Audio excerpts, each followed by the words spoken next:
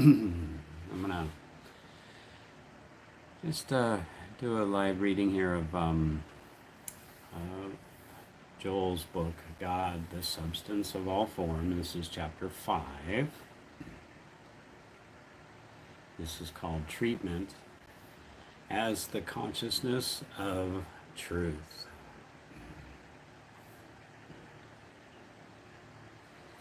So incredible how I was just doing some reading from Herb's book, Herb's work on Joel's Thunder of Silence book.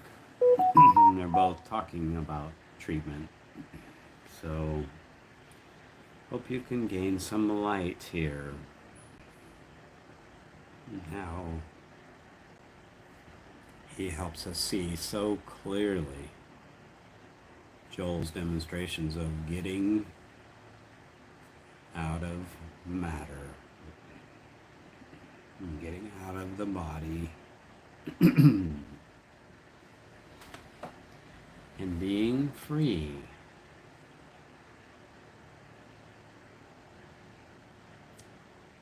Not that we don't still appear in this world, and we do everything we do as before, but we do it with a higher consciousness, with a sense of dominion from the Spirit, of course. So, Joel starts here on chapter 5. Treatment is such a fundamental part of our work that, unless it is understood correctly, we cannot develop the full consciousness of truth. You will find that throughout my writings, I have stressed the importance of the correct presentation of the letter of truth and a correct understanding of the letter of truth. When this is gained, the spirit or consciousness of truth can follow. People sometimes think I am so absolute that I do not give or believe in treatment. Nothing could be further from the truth. Treatment is a very important part of my day's work, and it will become an important part of your work if you understand the nature of treatment. In my writings, I make a distinction between treatment and prayer, but nowhere have I ever said that we do not use treatment. The procedure in treatment to which I object is the habit of mechanically repeating affirmations and denials in the belief that they are going to do something or that they will heal something. There is a difference between treatment and affirmation and denial. When an affirmation or denial is repeated over and over again, it becomes hypnotic, mere suggestion. And even when it produces results, it has not brought about a spiritual healing, but only a mental healing. These are two entirely different things. Mental healing is similar to physical healing. There may be a cure today, but tomorrow, next week, or next year, the condition may return. The condition has only been suggestionized out of thought, and it is just as easy to receive a suggestion that will produce the condition as to receive a suggestion that will cure it. Establish the truth of being in consciousness. The infinite way form of treatment is not meant to cure anything, nor to act upon thought as a suggestion of health until thought responds and says, I am well. Our form of treatment is more a rehearsal of the truth of being, a translation of material or mental belief into the realization of the spiritual truth. The words we speak or the thoughts we think do not constitute the healing power, but they are the step that will lift us up into the consciousness which does the healing work. From the moment we awaken in the morning until rest comes at night, we are meeting with suggestions from the world of sin, disease, lack, limitation, and finally death. There does not seem to be an hour during the day which is not filled with suggestions coming from the radio or the newspapers. Even if we do not read the newspapers or listen to the radio, these suggestions are in the air, finding lodgment in our thought. They seem to come to us almost faster than we can reject or refute them. Therefore, at the beginning of our ministry, at the beginning of our practice of this spiritual life, it is necessary that we make a conscious effort to refute these arguments or suggestions. Not, however, in the sense of denial, or saying that they do not exist, or of repeating over and over that they are not real. Let us refute them in the light of pondering spiritual truths. After years of practice and of meditation and realization, there comes a time when it is no more necessary to go around refuting human suggestions than it is necessary to go around declaring that 12 times 12 are 144. After we have been through elementary school and have memorized the multiplication table and have arrived at a certain point of development, we no longer need to go around reciting the multiplication table. Whenever we need the answer to a mathematical problem, it is instantly available. So in this, when we are faced with a problem, whether our own or that of a patient, friend, relative, or even of the nation or world, the answer is instantly available. But it is only after many, many years of pondering spiritual truths and years of practice in refuting the suggestions that come to us and finding the answer to them that we can finally say, I do not have to spend much time in the ordinary sense of treatment, or it is just as easy to take care of 100 patients in a day as it is 12. Let us understand this subject of treatment. Over and over again, I have said that we do not need to know the name of the patient. That is true. At no point, even in the earliest stages of practice, do we need to know the name or even the identity of the patient. If someone calls for help, we can give it without knowing who it is that is calling. Or if someone calls for help for another, we do not have to ask who wants the help or even what the nature of the claim is.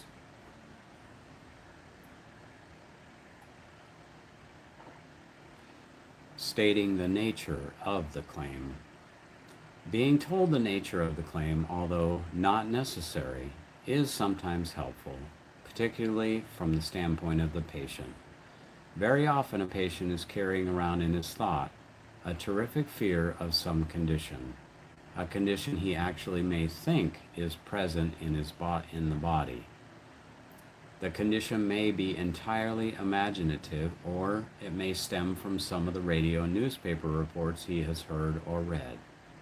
I have known many people who have been suffering from cancer for years, and yet today they are just as hale and hearty as they were 18 years ago.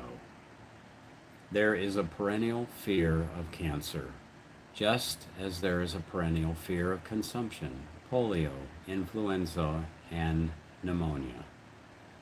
Many people suffer pains which firmly convince them that they have this, that they have this or that the matter with them.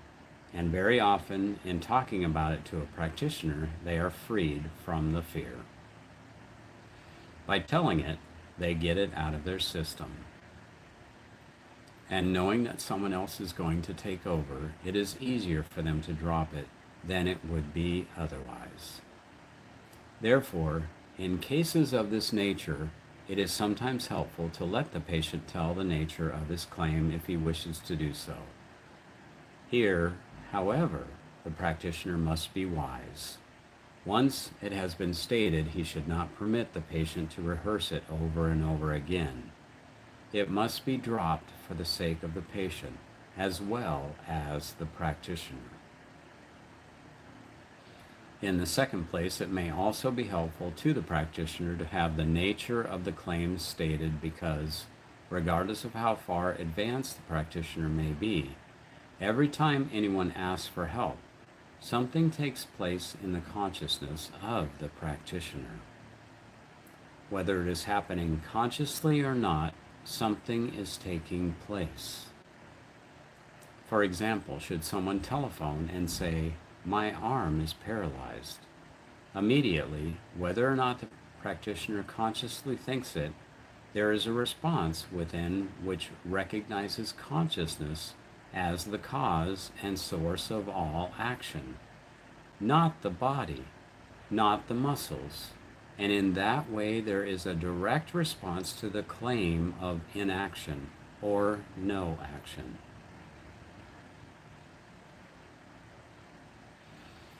Begin your treatment with the word God.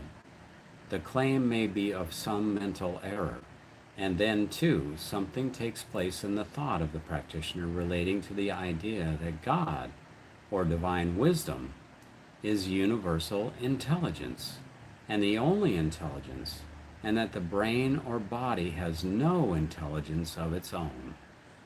There is only one intelligence, and that is God. All this takes place in the practitioner's consciousness, either consciously or unconsciously, but it takes place. So for those not yet far enough along in this work to know that this does go on, even if not consciously, it becomes necessary for them to treat consciously. If the claim were one of mental deficiency, the person giving the treatment should realize why intelligence is God. It is not personal. There is no such thing as one person's having more intelligence than another. Intelligence is an activity of the one universal soul. And for that reason it is universal, impersonal, and impartial, equal in all spiritual being. All our trouble has risen from the belief that there is a you and that there is an I separate from God. Each one living his own life, each one dependent on his education or lack of education, on environmental circumstances, or on national and international conditions. That is the belief. But the truth is that since God is all, since God is infinite being, God is never the victim of discord. That is a treatment to any situation. You can go through the whole category of human error, and by beginning with the word God, you can find the correct treatment for error of any nature. Always begin your treatment with the word God. If the claim or belief has to do with action or intelligence, you might immediately think of God as intelligence. And whatever you find God as intelligence to be, that is what the individual is. If the claim is one of fear or death, you would dwell on the idea of God as life. And whatever you find God to be as life, the individual is.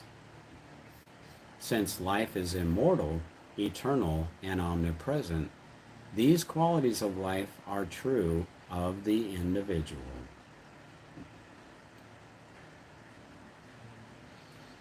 That would be your treatment when you have realized or voiced the truth about the problem.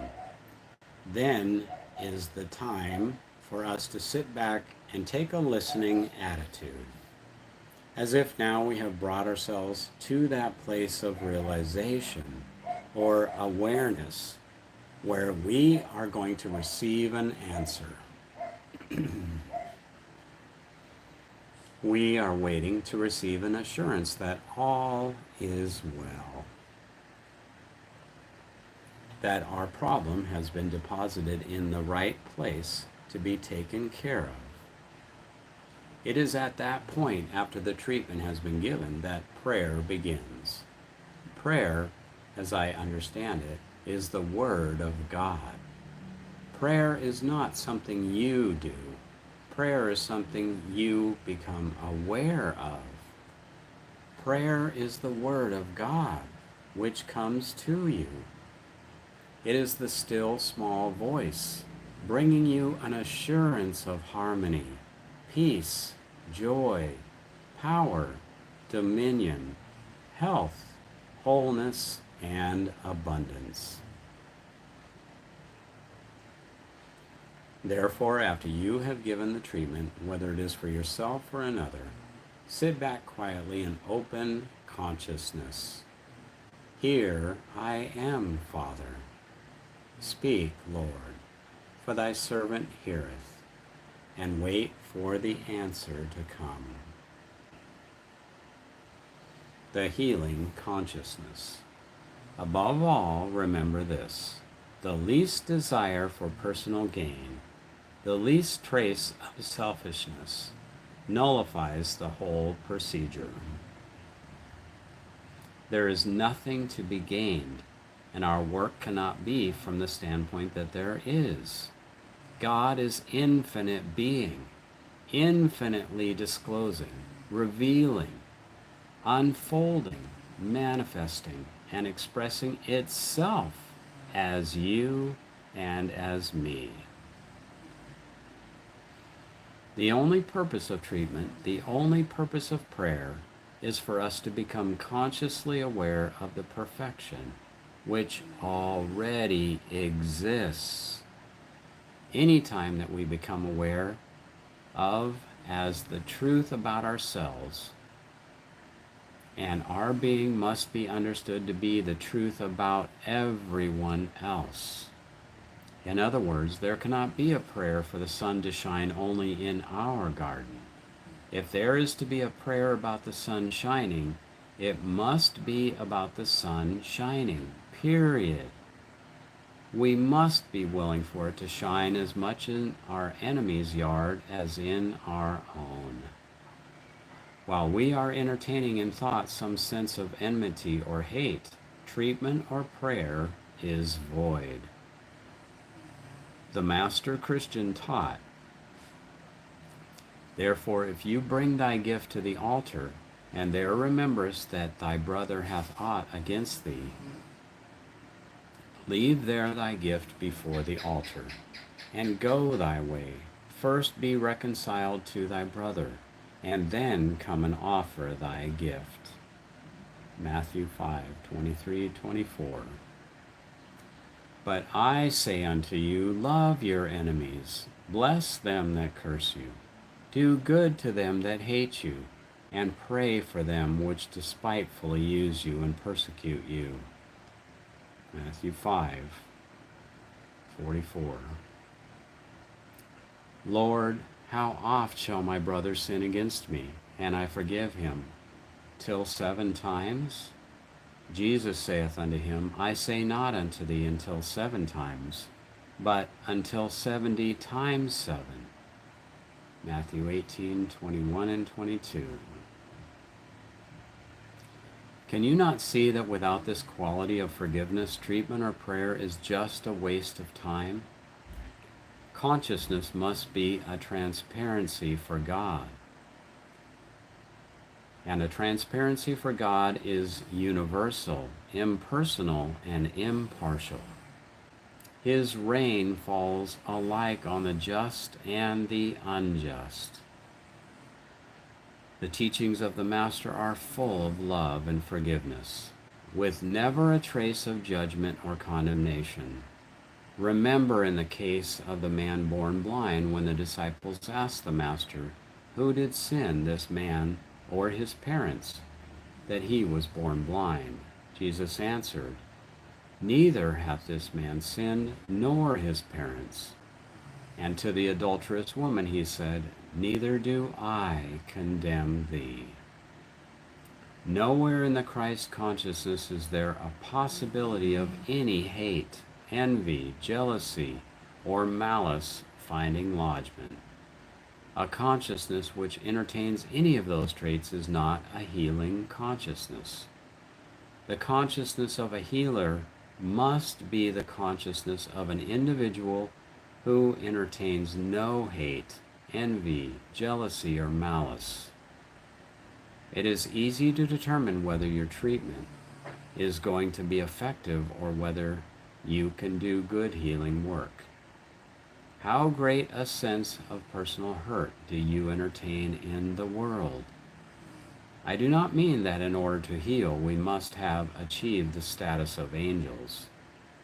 We are still a little lower than angels, and we may temporarily feel little grudge against some political leader or even somebody down the street. But the main point is not to let these grudges go too deep. Get over them in a hurry, because they will keep us from doing good healing work. Consciousness must be a transparency for God. And inasmuch as God operates only as the consciousness of love, wherever the opposite qualities are entertained, there is no healing consciousness. Be perfectly willing for any truth you are knowing about yourself to be universally true. The question has been asked if I regard treatment as illumined reason, and I have pointed out that treatment would have to be illumined reason because the ordinary reason of the human mind would not be a very good treatment. In other words, treatment as illumined reason would be the realization of the presence of life, even where death appears to be. The reasoning mind would say, well, this is death. There is no use of doing anything about it. But illumined reason would know that there never had been a death in the spiritual universe. Treatment necessary for all human appearances. Every appearance that comes to us from morning to night, or from night to morning, regarding the human scene needs treatment. Even when the appearance is good, it needs treatment. A person may be in perfect health this moment, and yet by tomorrow the entire picture may have changed. In the human scene, we might know a perfectly pure-minded and moral person today, and by tomorrow the whole situation might be reversed. Therefore, do not be satisfied to accept even a good human appearance, but translate that too into the spiritually real, of which the good is but the form. Realize that where the good human appearance is, actually God is.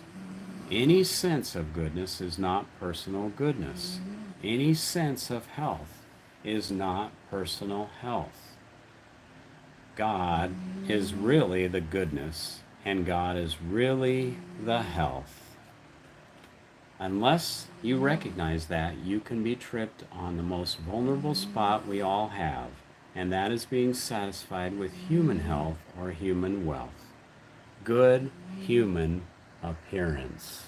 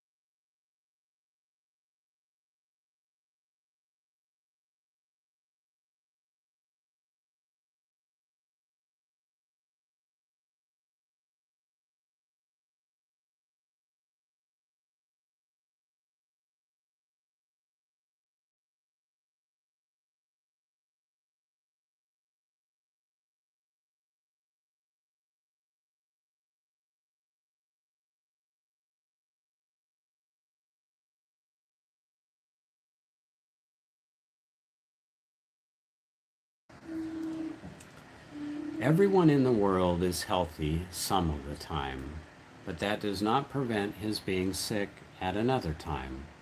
Therefore, the real treatment must not be reserved for such appearances as sin, disease, drunkenness, or accident.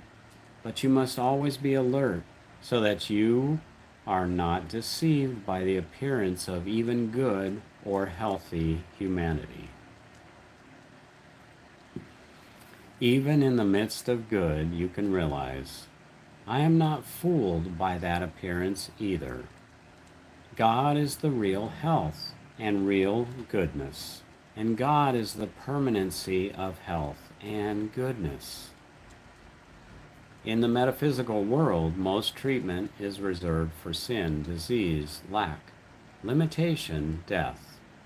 But in our work, just as much treatment is necessary for healthy or wealthy human appearances. Too much of human health and human wealth is here today and gone tomorrow. Your treatment is the realization that the human health or human wealth is not the reality, but that right there is the health and wealth of the one life, God. Permanent, infinite, omnipresent, and omnipotent. That is your treatment to every human appearance. Treatment is necessary to every appearance until we become so firm in our consciousness of the reality of God that even when we are looking at healthy people, we are treating. We are not treating them, but we are treating our concept of what we see in them. The moment we observe a need, we are called upon for treatment. Why? We are not treating a person. We are treating our concept of what is appearing. God is infinite and is all. Therefore, all there is God. And we are never treating God, are we? But suppose we are seeing sick or sinning humanity out there. Is it actually out there to be treated? Or is it in our concept of what is appearing? On this point, we differ from most metaphysical teachings because in some of them, students are instructed never to give anyone a treatment unless it is asked for. That is not true in the infinite way. We cannot and do not accept appearances. Every time any phase of error or even good presents itself to me, I consciously translate it and realize that right there is God manifest. If the individual is at all receptive, he will be healed, whether or not he knows that he has been given a treatment. But whether there is any receptivity in him or not, the important thing, as far as I am concerned, is that I have not accepted an appearance for reality. The treatment is just the same whether a person has asked for help or has not. Truth remains the same. There is not one truth for a person who knows enough to ask for help, and a different truth for one who does not. There is but one truth, and that is the truth that we must know in order that we may be free. That's the end of chapter 5. As we see clearly here, that yes, all the appearances, we need to make sure as we're walking through our day, we're not just trying to change the bad ones into good ones. We're seeing through the good ones as well, seeing that appearance is not what makes harmony. I love that in coincidence with Herb's work on Joel's Thunder of Silence, how he points out that that was a much higher element of Joel's understanding of treatment at that time, rather than this book, that he could see that removing matter in any form, good or bad, entirely is important in our higher development of spiritual understanding and the realization that we're walking in God. We're walking in consciousness. We're not trying to change human pictures. And that's something we have to make sure we're being very careful with, especially through our day of work and with our children and many different situations that come along with our neighbors, whatever, that we're seeing harmony there based on spiritual consciousness, not on the picture of what it represents, good or bad. So that's very helpful, and just would recommend, and if you're on a higher level, to turn to the teachings of Herb and that realization of stepping out of matter and stepping out of a material form entirely. But you have to certainly make a commitment to that if you're ready. It's certainly something you must feel a willingness for and a readiness for. That if you want that deeper understanding and to have that Christ consciousness to be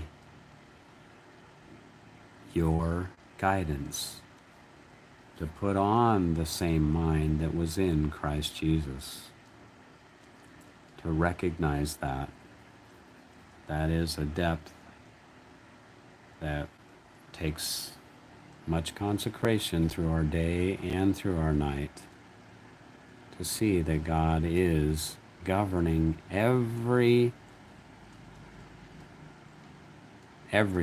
in our life. That we're letting go of all thought. As he says, my thought is not your thought. My ways are not your ways. We're allowing that to be the peace that passeth all understanding.